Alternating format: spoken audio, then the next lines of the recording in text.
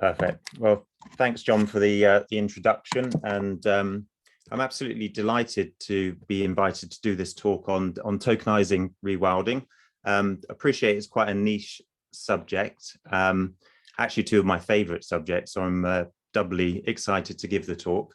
And I appreciate it's sort of merging two relatively young sectors.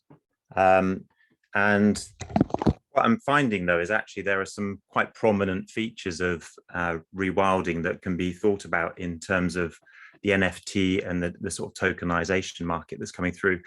And this is probably, openness and the sort of desire to seek innovative and progressive ideas around how to bring together technology and nature recovery, and particularly how we can help generate nature recovery on a massive scale. I've always found Yorkshire to be a very welcoming place. I've been encouraged by the very sort of progressive conversations that we've had with Yorkshire farmers, landowners and visitors. So I'm very grateful to the Yorkshire Rewilding Network to let me give this talk on behalf of Ecosulis. So bear with me, I'll touch on some relatively complex subjects, but hopefully I give enough information to give an understanding of how these things all come together. A little bit of information about me, if you don't know who I am, just to give you a feel for the person giving the talk. My name's Cain Blythe. I'm CEO of Ecosulis. The business was established in 1990. And we're the first UK business to have dedicated our purpose to rewilding.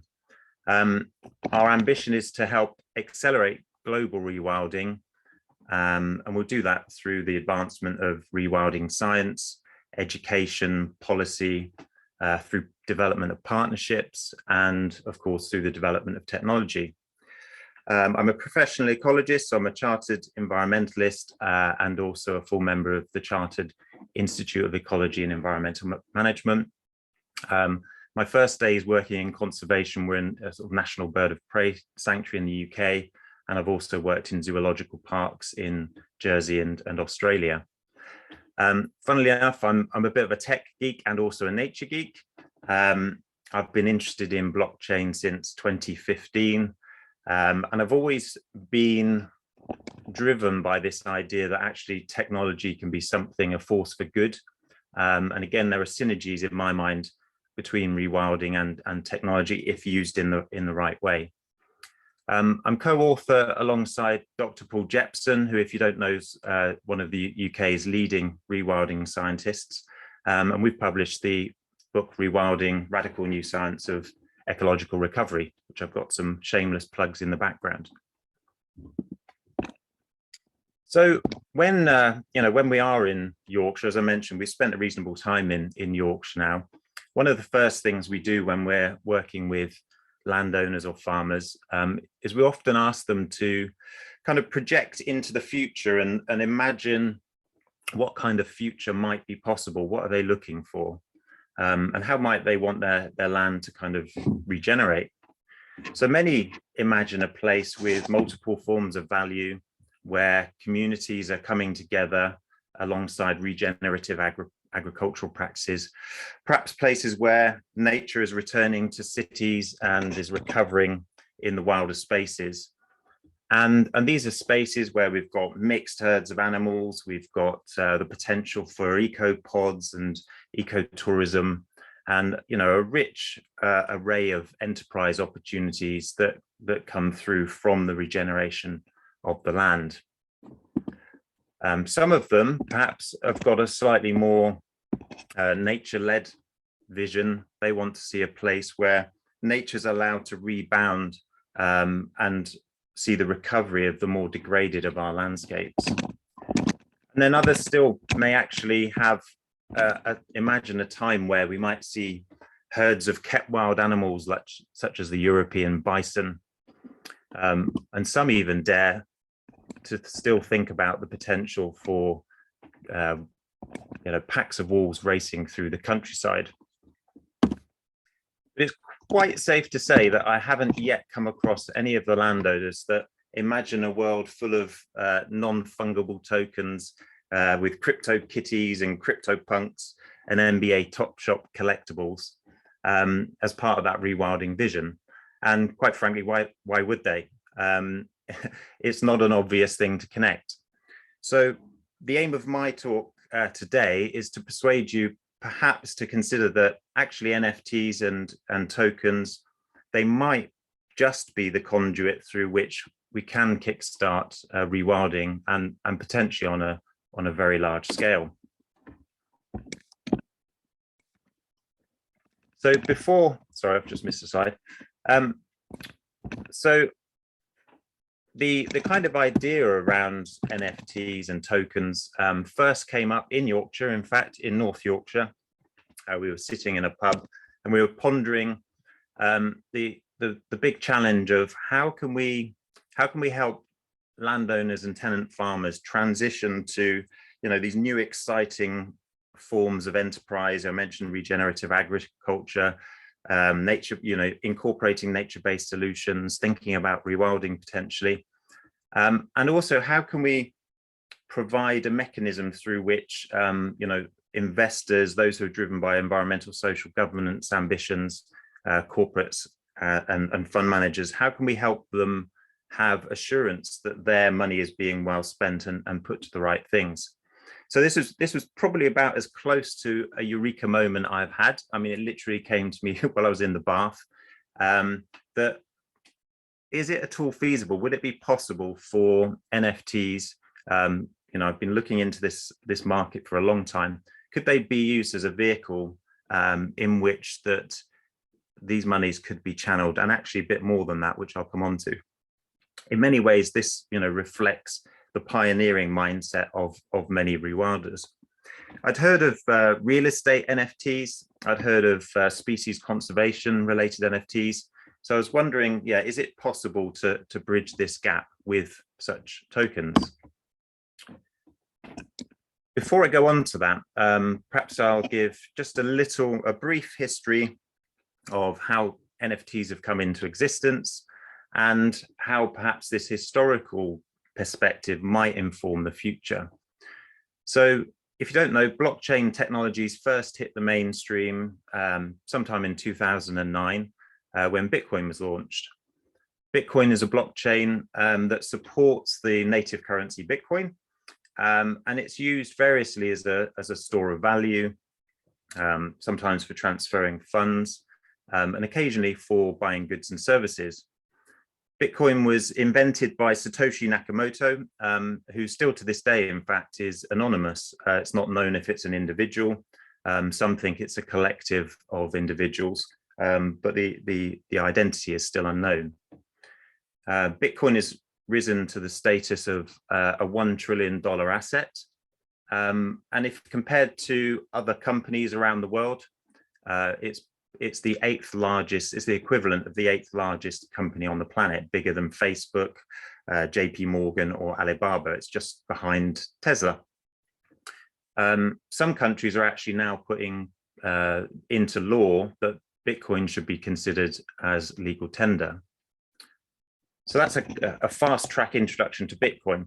But very quickly, those who are working in the blockchain space realized that Bitcoin only had a certain level of utility.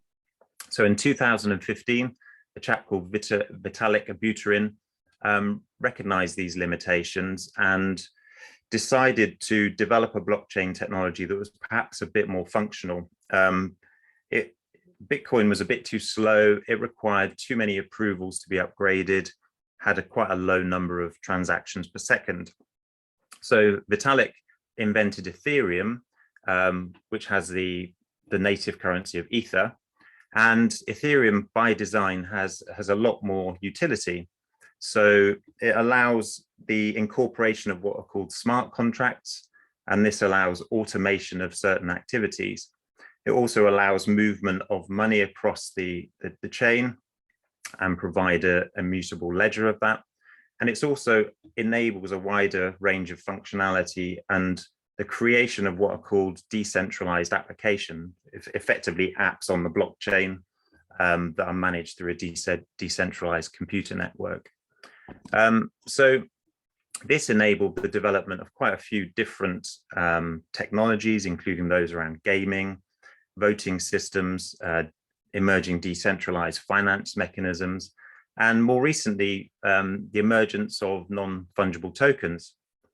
One of the earliest non-fungible tokens was CryptoKitties. CryptoKitties was launched in 2017. And what was different was that these NFTs, by their nature being non-fungible, were unique. And so this attracted a lot of attention in that people could buy and own a CryptoKitty through the game, and others then wanted those because of their scarcity. So it became one of the most successful games at the time, and actually the most valuable CryptoKitty sold for 600 ether, which is equivalent to, was about £100,000 at the time. It's now worth just over £1 million in value. So as with Bitcoin, the development around NFTs and tokens has been kind of expanding rapidly. And the associated market for NFT tokens is predicted to be roughly in the region of about 80 billion by 2025. So if you're not as so familiar with what NFTs are and why they're relevant to and potentially relevant to the use in rewilding, as you can see from this illustration, they've got multiple benefits that are kind of designed into them or can be designed into them. Because they're time-stamped, they can be linked to specific on-chain data. That means it's recorded on the blockchain. Anyone is able to prove ownership, and as well as that, you can prove provenance and also the legacy of the tokens. Because they're non-fungible, they're unique, that scarcity can be considered to be proof of digital rarity, and that can actually increase their value. Once they're set up, NFTs can actually be bought, sold, retired, transferred, minted, which means regenerated, and that can happen relatively quickly and at low transaction costs. And because data is recorded on the blockchain, it's secure, traceable, effectively it's immutable, which means it can't be tampered with. So I think, these are quite substantive elements of why NFTs have interesting features. Another aspect is this point around utility. So when NFTs first emerged, it was more for gaming or digital artwork. And the benefit for digital artwork was that when the art was resold, the original artist got some form of revenue on each resale. So they got a resale recharge on them. But the use cases for NFTs are actually evolving quite quickly at the moment. NFTs allow, the final point here, NFTs allow the development of certain types of governance.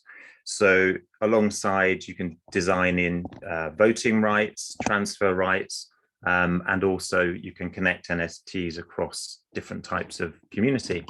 I think it would be perhaps a bit remiss of me if I got too carried away explaining NFTs without actually addressing the fact that despite their potential, they also have many critics. And in fact, some of these criticisms are true. So there have been scams. There are definitely NFTs out there that are unsustainable. There is evidence that criminals do use them, and HMRC, I think yesterday, clamped down on a NFT fraud. This idea about carbon footprint and that there are very gimmicky aspects to NFTs. Some of them, in some instances, certainly have merit. And I was kind of reflecting on this, really, that NFTs are a nascent technology, and actually when rewilding first started to emerge in the UK, and actually still to this day there are criticisms thrown at it around the idea that as it becomes more mainstream, there's concern about loss of jobs and heritage, the potential for spreading of disease, unsupportive of local communities, that reintroducing beavers can cause flooding, We might get livestock losses if links are reintroduced. Looks a bit messy, creates a toxic atmosphere. So again, some of these in some instances can be considered to be valid concerns. And it's obviously, very important that we think about this in terms of how we should adopt new ways of working or new technologies. So we're very cognizant of these concerns and criticisms. But I think at the same time, when we reflect on why we're concentrating on developing solutions such as this, well, I think it's because we recognize that there are some, really substantial drivers emerging in the ecosystem out there. We've got COP26, we've got the decade of ecosystem restoration. There's an emergence of a taxonomy around green fintech solutions, more and more interest in scope 1 and particularly now moving into scope 3. There's this rise of environmental social governance interest and impact investing. A lot more of a demand now for accounting and greenwashing disclosures to be made. There's demand for multidisciplinary solutions and perhaps a move away from intensive carbon forestry and towards areas where you incorporate more nature positive approaches. I think there's also now a recognition that a focus on carbon and biodiversity alone can ignore ecosystem processes which consider both biotic and abiotic parameters. And I think there's also a desire to reduce the risk of hypercommodification of nature. So, this unique opportunity is giving us sort of food for thought. At the same time, I think in addition to these drivers, we're now in a time of significant convergence of technology, science and practice. And many of these are converging and empowering the opportunity to help monitor the Earth systems in an ever more kind of accurate way. And I'm sure you would have already kind of appreciated that the development of Internet of Things, UAVs, sensors, different types of analysis, data management systems, they're starting to move into the mainstream. And as a business, I mean, we wouldn't be able to offer many of the services that we do without those sorts of technologies. We've come to embrace them and learn how beneficial they can be. And I think, the speeding up and the scaling up of these types of technologies are allowing us to improve the utility of such technologies, and particularly how, in this instance, how they can be applied into the blockchain, and how that utility is augmented by these multiple data feeds.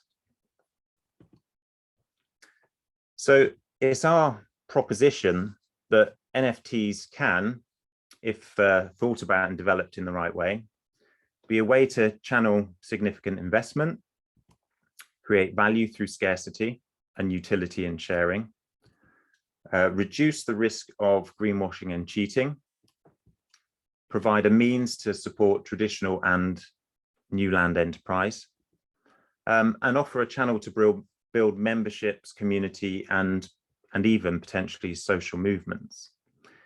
And I think it's interesting from our perspective that actually it aligns with the fact that there are certain elements associated with rewilding, and that there are parallels in that rewilding can enable an ecosystem approach to nature recovery, provide a means to support local communities and kickstart tertiary economies, be compatible with traditional and new forms of land management, and can be seen as a social movement gathering momentum, and act as a nature-based solution to the climate and biodiversity crises.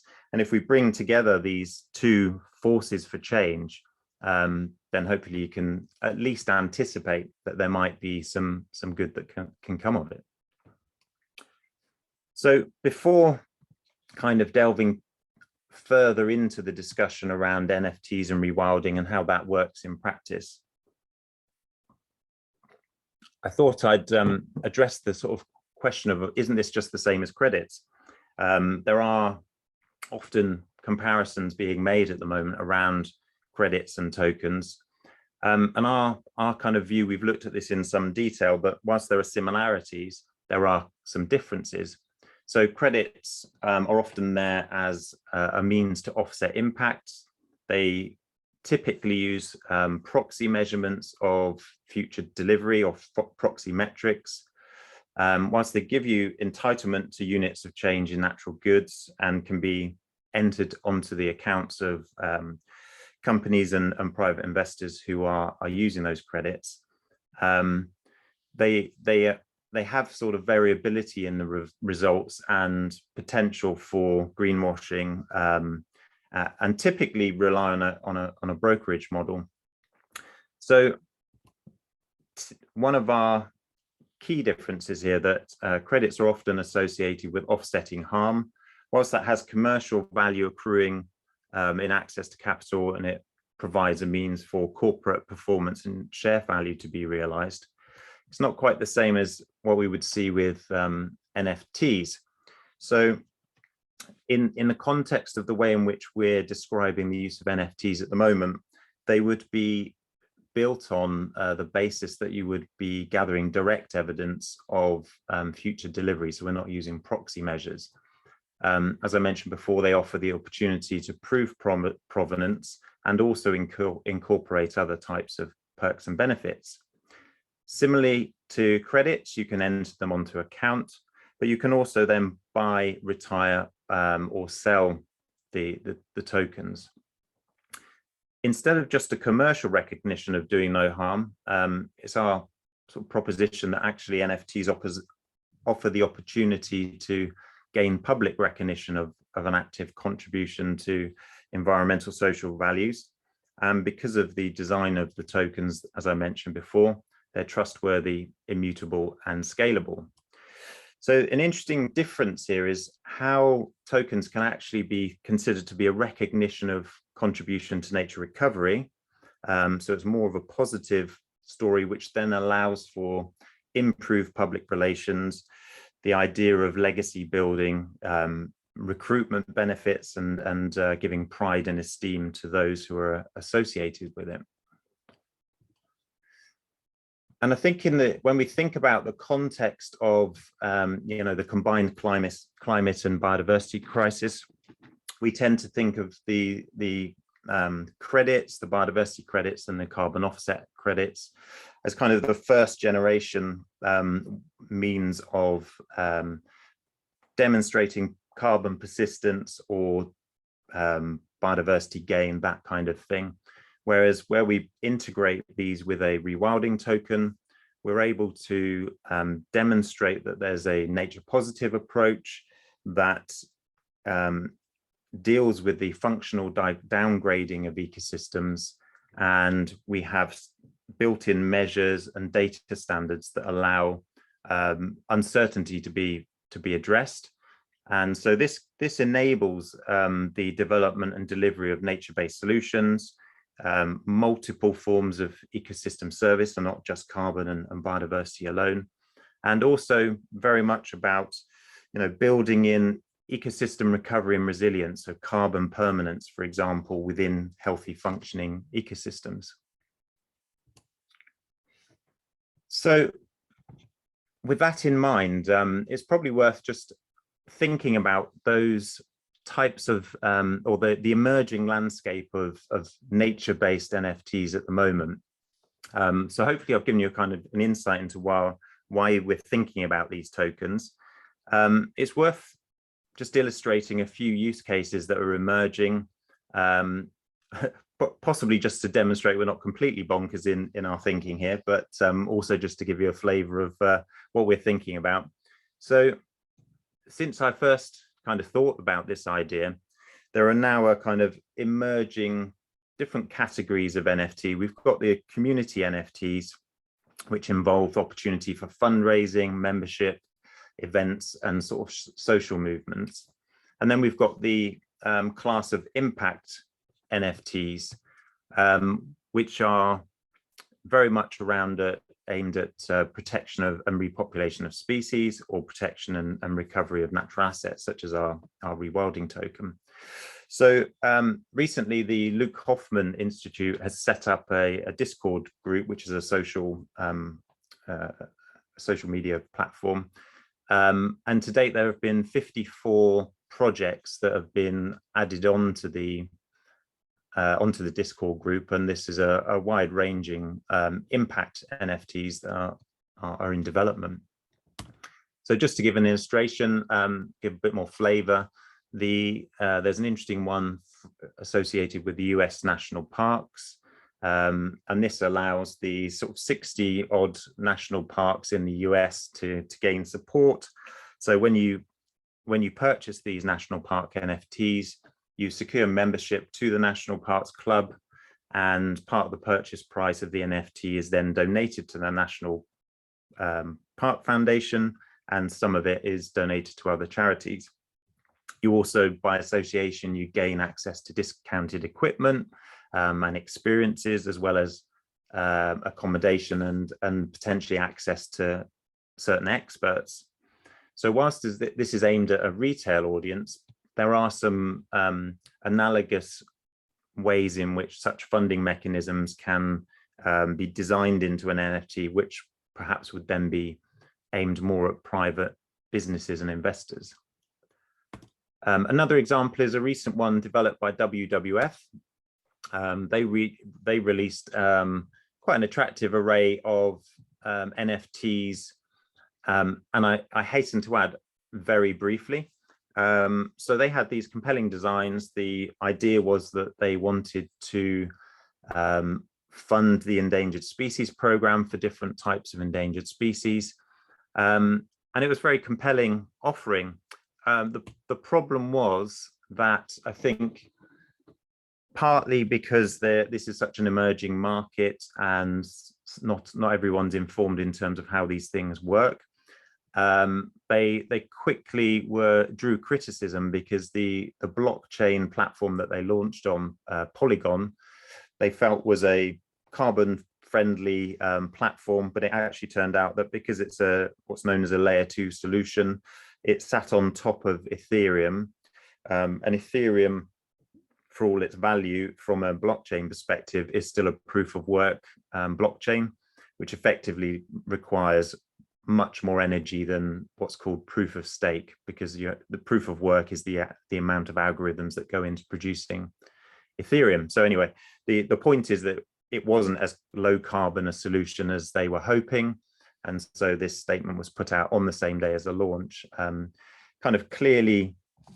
demonstrating that the tokenization and NFT market does need to be considered with some care. So I think, on reflection with some of these points, there are some key success parameters for NFTs, and I think some of these actually apply to rewilding projects as well. So great communication is really important. So the more people you can engage and communicate with, the better. It does require a fair amount of creativity and entrepreneurism, trying to think of things from different perspectives. What hasn't worked before, just as relevant to rewilding as it is to NFTs, and how can we create solutions that are better for all? It's always important to respect others' views. We're in a rapidly changing, dynamic world, and not everyone has the answers. So, embracing others' views is really important. If the investment that's being attracted is for impact, then that's another sort of shared value. Does take some time to transition. So, like we do on some of our rewilding projects, we incorporate phases that perhaps increase the ambition along each step of the way. So we're not just sort of hitting everyone with everything in one go. That helps to build trust. I think when you're discussing NFTs or rewilding, you want to make sure that you're as backed by evidence as you possibly can. And then start to think about how can you configure the discourse around making sure that the storytelling is aimed at developing hope and purpose and support through those means. And clearly, as not just I don't want to just point fingers at WWF in this case, because there are so many other examples of NFT projects that didn't quite understand the sort of carbon implications of the different blockchains, but understanding the environmental agenda is, or the supporting environmental agenda is very important. So just want to sort of highlight a few of the key benefits of adopting the kind of approach that we're talking about in terms of NFTs and linking those to rewilding. So with our innovation and pioneering hats on, we've taken up the challenge of developing a token and potentially additions of different types of tokens. The first is that when we've designed this, we've been aiming and thinking about how can we channel significant investment through these tokens. And we've identified that these tokens actually fit in with the emerging raft of and the taxonomy of green fintech solutions. And these are designed to enable investors and buyers to understand the mechanics and do due diligence on those sort of green fintech mechanisms.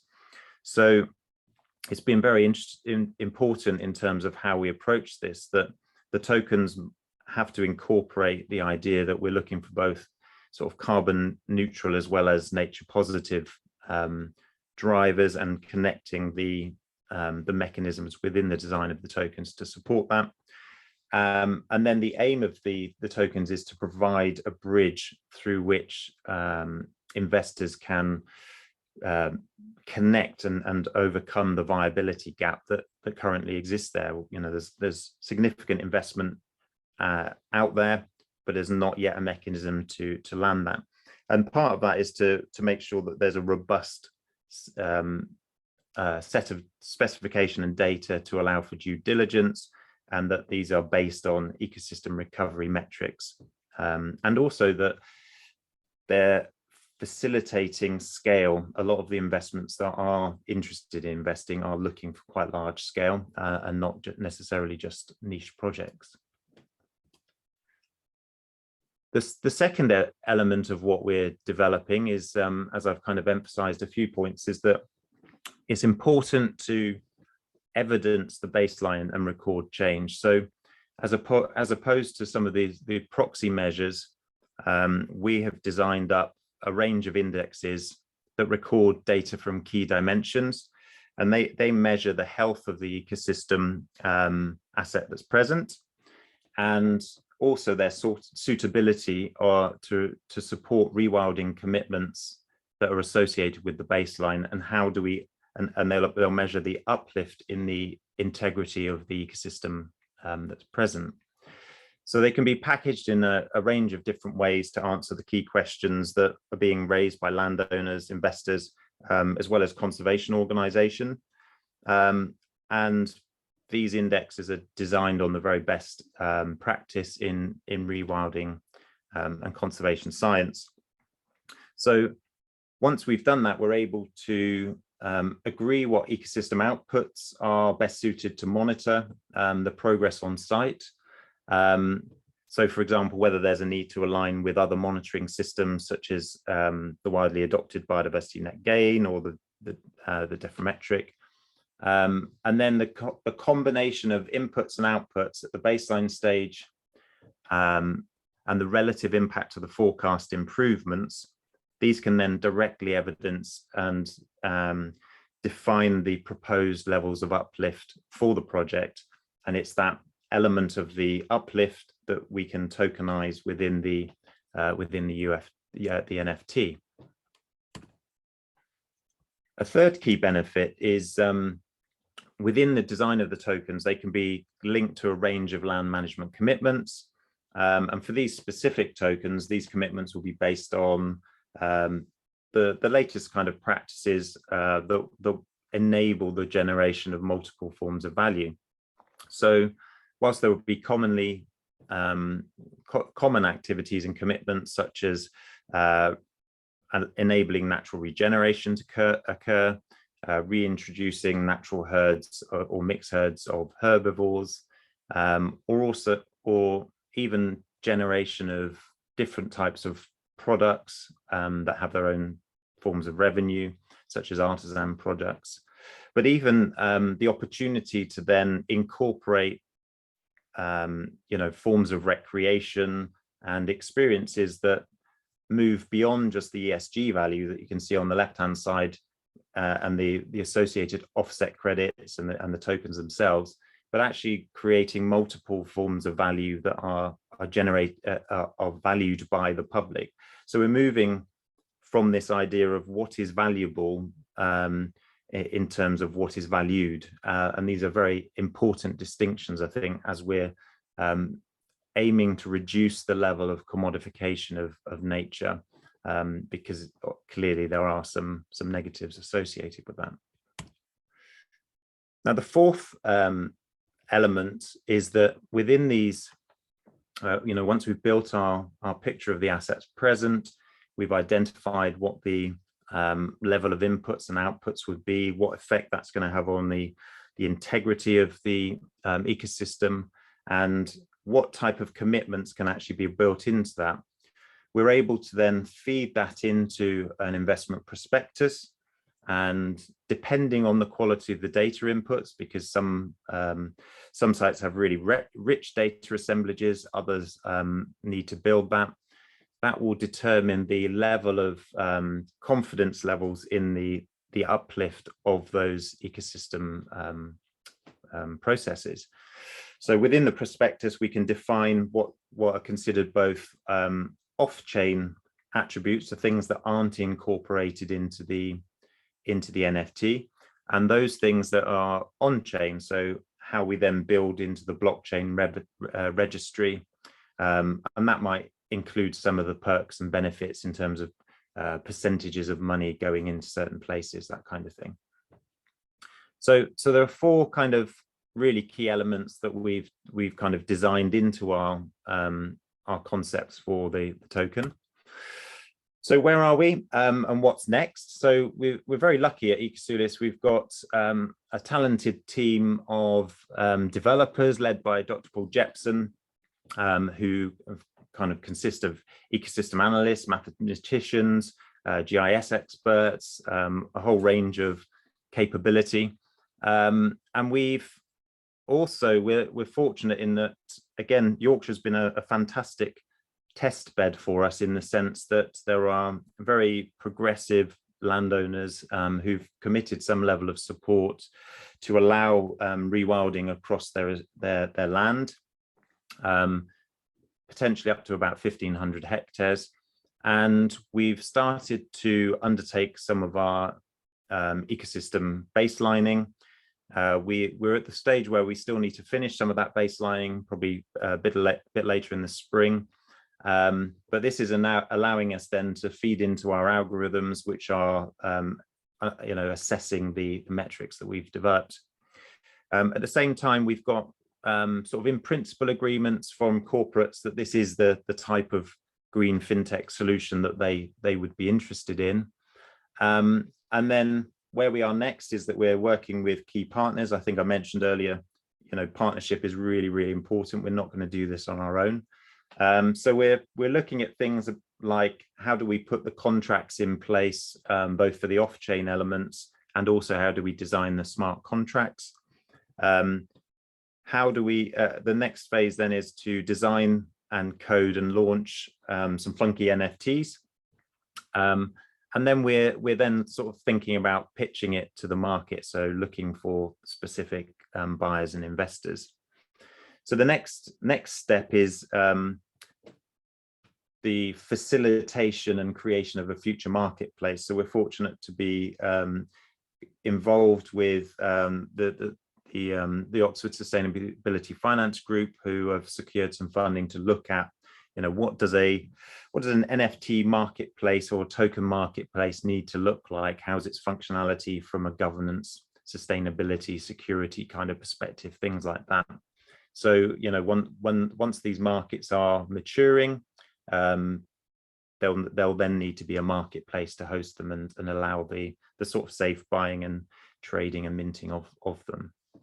So We anticipate that our combined efforts and partnerships will go some way towards, hopefully, the plan is that if this works, we'll be able to start to move away perhaps from slightly more barren scenes such as these, which are relatively low in life and maybe limited in opportunities, moving much more towards nature-rich environments that have multiple forms of benefit for people. And you never know, if we're lucky and with the help of some NFTs, we might then be able to start to fund some really interesting and environmentally beneficial restoration and recovery programs. So that's me. Thank you very much for bearing with me and for listening to my talk, and welcome any questions.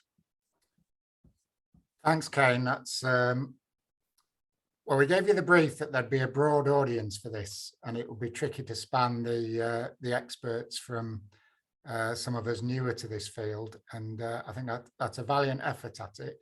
And we've got some questions, I think, that demonstrate you've managed it. So thank you. While people get their questions in, I'd just like to run a couple of polls to understand a bit more about where people are joining us from and why. So if I can manage to get these launched, I don't know if these will come up. Yeah, probably both at a time. So one question about geographically where you are. We're the Yorkshire Rewilding Network, but we welcome people in from anywhere. So it'd be useful if you could just let us know if you're in Yorkshire, elsewhere in the UK or outside the UK.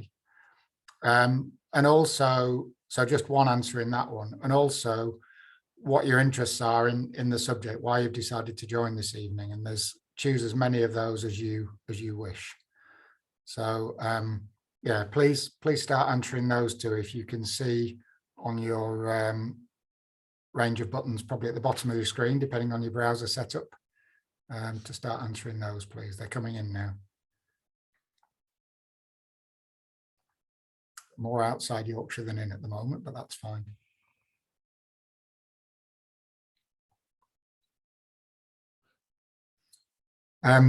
Yeah, Cain, so there were one or two questions early on about what are NFTs and what's the blockchain. I think NFTs you've covered quite well. Yeah. Maybe just a little bit background while this poll runs about what the blockchain is and the difference between a block and a token on the blockchain. Yeah, so a blockchain, I suppose, can be thought of in the most basic kind of comparison is it's almost like a spreadsheet on the across multiple computers, but the big difference is that it's very secure. It's decentralized, so once the blockchain is launched, it's actually very difficult to turn it off. The blockchain allows for certain functionality depending on its design. So as I mentioned, Bitcoin tends to be a blockchain that's predominantly associated with the movement of the currency Bitcoin, and that allows transactions across the blockchain anywhere in the world almost instantly. Ethereum is a blockchain that has, by its very design, different types of functionality. So a Ethereum blockchain allows for the creation of decentralized apps that are can be tokens. They can also be currencies, and so, but there also can be applications. So you can see it's moved from just a currency type of token through to multiple forms of utility. The main thing is about the ability for anyone to access it anywhere in the world on a phone, particularly relevant if if you're in a country where all you've got is your mobile phone. There are many people who don't have computers, many people who don't have access to bank accounts. The blockchain are used and are actually developing probably more frequently in terms of social movement in some of the sort of less developed countries, because they're providing a means for money to be sent backwards and forwards in the form of cryptocurrencies. But the blockchain is a decentralized computer, effectively, that nobody really owns or controls, if that makes sense. So a bit unlike something like Facebook, which is very centralized, it's completely controlled by the Facebook or Meta company. So does that kind of give an explanation? I think so. We'll see what people come back with. We've suddenly got 11 questions on the thing now, one of which I must apologise for. There were meant to be 2 questions in the poll and a third one crept in, which is choice 1 or choice 2. But everybody seems to have voted for one or the other. So apologies for that, my setup for that. We've got about 70 odd people on the call and just under 50 responses. So about 2/3 in Yorkshire, a few outside the UK. Everybody is welcome, and a wide range, as we expected, of people in the different reasons why they joined. So that's kind of reassuring to get that feedback from people. To go on to some of the questions then, and I'll try and group these to a degree. To what extent have there been interest in this potential offering from the pension industry? And at the opposite extreme, is there expected to be scope for the general public to express interest in these? Yeah, very good question. So certainly in terms of our initial discussions, there have been pension funds that are interested in the prospect of rewilding tokens becoming a reality. Probably more interest, I would say, from the sort of insurers and real estate related funds. But actually, there's an emerging kind of interest, particularly through the Scope 3 carbon accounting routes, that this could be quite complementary to insetting around regenerative agricultural practices. So corporates who have a supply chain that are using land for the generation of certain products and goods. In terms of the retail, so actually there's more, we're probably trying to solve a harder puzzle on some levels, that the retail market for NFTs is quite rich, and there is a huge potential for future retail tokens associated with rewilding. So yeah, absolutely, I think that's something which will be developed later on. Thank you. And you touched on this, I think, about the usage of energy by blockchains. So do NFTs kind of have that likelihood of the same energy usage and wastage that Bitcoin mining is perceived as having now? I'm tempted to address the Bitcoin question but I won't get distracted. So yeah, absolutely, there are blockchains, as I mentioned, proof of work, which is an energy intensive way of number crunching algorithms and things like that. Blockchains such as Bitcoin and Ethereum are kind of first generation blockchain technologies, and they are absolutely more energy intensive in their application than some of the more emerging, the sort of second and third generation blockchains, which by their design, some have been designed very specifically to be carbon neutral. In terms of although they're just not as popular perhaps yet.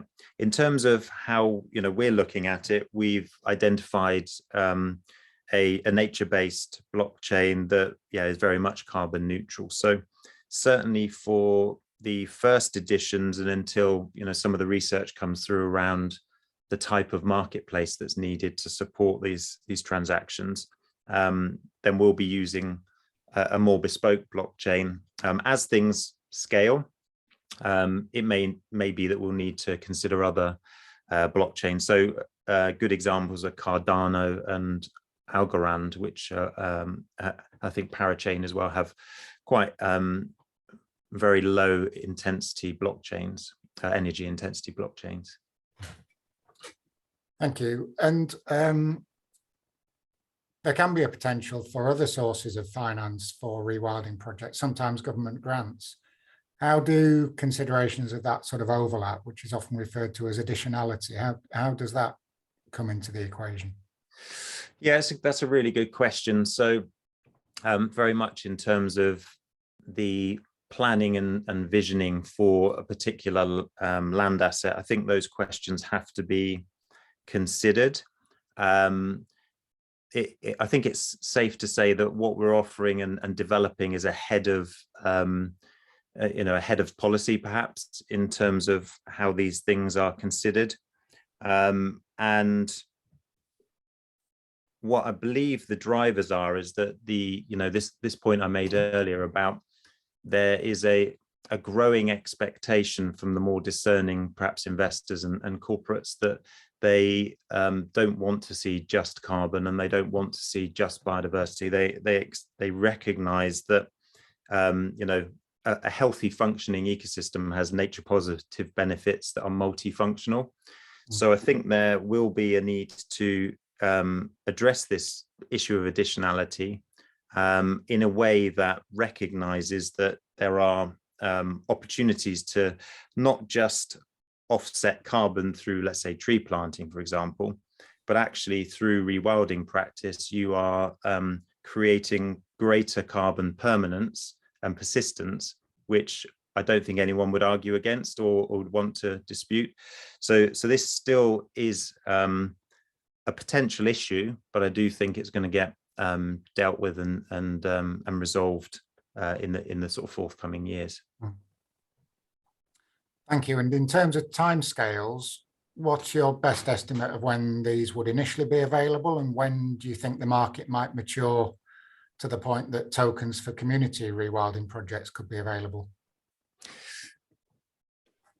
Yeah, very good question. So, I mean, theoretically, a community token for rewilding could be created now by willing communities and with the right kind of understanding of how to go about these things.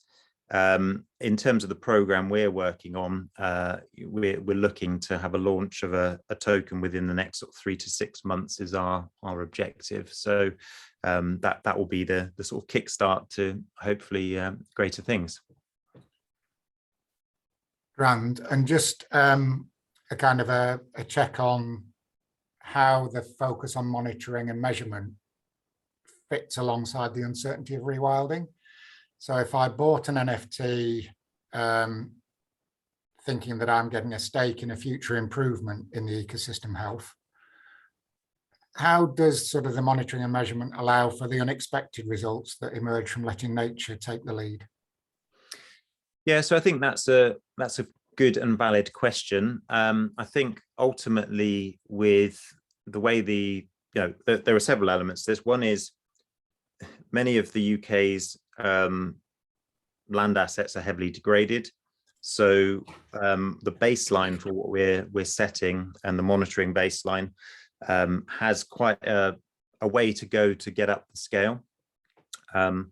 Within the design of the metrics, we're able to forecast a level of increase that's predictable. And I mentioned about the data tiering and the quality of data. So we're able to kind of effectively produce different editions of tokens. And so within the, or that's the intention rather, to design in those different scales of improvement that allow new editions of tokens to be released once those, once those target levels of uplift have been achieved. It's obviously very important within the design of the prospectus and the commitments from landowners and farmers to ensure that the practices that are undertaken and any potential interventions. So I suppose if you're a purist, you say rewilding is entirely about taking the foot off the pedal and only letting nature lead. I think there's a practical element, particularly where you've got people living on the land and relying on the land, that there will be certain forms of intervention at certain times. And I think we would also propose the view that actually some forms of accelerated rewilding are appropriate in certain situations, where the seed bank, for example, might be very denuded. You might have some levels of interventions to enable more rapid, recovery of the underlying ecosystem assets. So it's not a straightforward set the commitments, walk away. but the metrics are designed to enable predictability within the uplift, and then different editions of the tokens to measure the different levels of increase beyond the initial release, if that makes sense. Thank you. And a question here relating to kind of the spectrum of rewilding. Some landowners are happy to go a certain way, but may not, almost as you just suggested, want to fully give up control. And you might be looking to aggregate several different sort of providers of ecosystem services. Can this token approach work where there's kind of a partial rewilding effort, or does it need to be an all-in? No, absolutely. I think so the element of the ecosystem uplift that is being tokenized would be specified in terms of what the, what area the token covers. But there are ways and means to be complementary to regenerative agricultural practices, for example.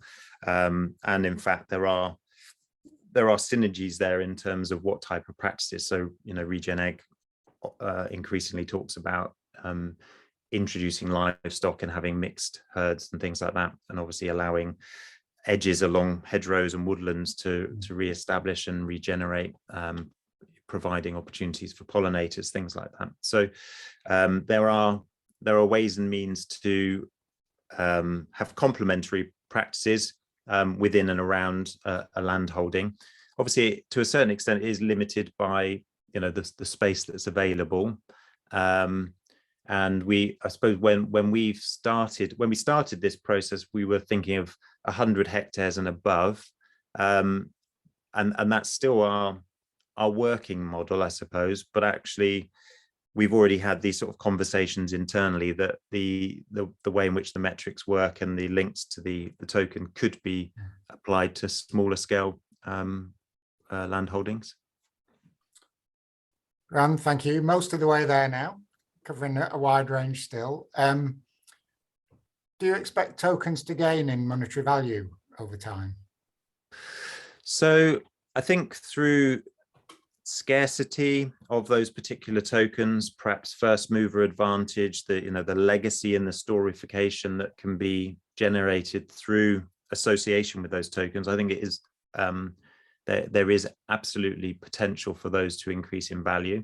The sort of model we're looking at isn't dependent upon that, but that could be an element that is built into the sort of marketplace that's being researched at the moment. So it's not something which we have yet kind of built into our thought processes around, what happens with the tokens at later stages.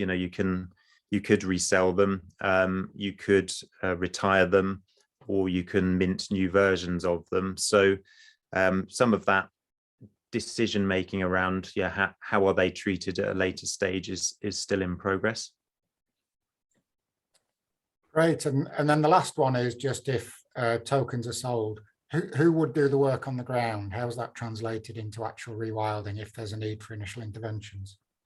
Good question. So typically it would be so very much, I think it's probably quite an important point really, is that very much when we've been going about these things, when we're thinking about monitoring, we're thinking about monitoring at scale, at relatively low cost or cost effective, but we're also thinking about, well, these are changes in land practices that many of the land managers, the farmers, the estate owners are already quite familiar with. It's not necessarily always a revolution in terms of how they approach land management. So I think there's huge potential for upskilling local communities and developing local jobs and capability around steering nature in the way that helps the ecosystem recover. So I would see it as something that's very localized to the projects themselves. So in this instance, obviously, we're keen to help Yorkshire farmers and landowners to be able to help their own land recover. Thank you. I've done my best to cover all of the questions. If anybody feels they've got one that hasn't been covered, I think you can still see Cain's email address on the screen. to give him some homework. But Yeah, I'd just like to conclude going back to that sort of breadth of getting this across to a wide audience. And this gets better as it goes through. Some of the comments that we've seen on the chat include, I read Cain's book and loved it, but I'm afraid I don't understand this talk. To the opportunity to embrace technology holds lots of promise.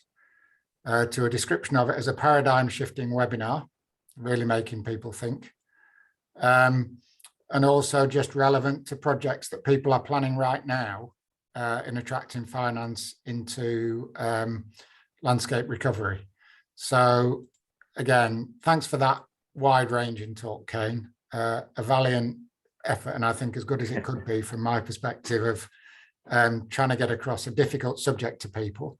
Yeah. But if people do have feedback, please do drop it in to Yorkshire Rewilding Network, and we'll use that to shape the webinars we put on going forwards. Yeah, I'm delighted to take questions as well, Jeff. I'm quite active on LinkedIn, so if people want to direct message me, or by all means send me an email, although it does tend to get lost a bit more in email, then yeah, by all means reach out, and I'm happy to come back to hopefully clarify a bit more if there are any. Oh yeah, the vast majority are saying great talk, so thank you for that. And just to go back to the point John started off with, Yorkshire Rewilding Network is a charity. We rely on both individual and corporate donations. So we put the contact details up at the start. But yeah, I'll finish with a comment that's just come in. Thank you. This was really informative and inspiring. So that's the balanced view, I think, from people so far. Thank you. Pleasure. We'll put details up of our next webinar when we have them, hopefully not too long. But thanks to all those that have joined from all different parts of the world. And we look forward to seeing you soon. Thanks then. Bye now. Take care. Thank you.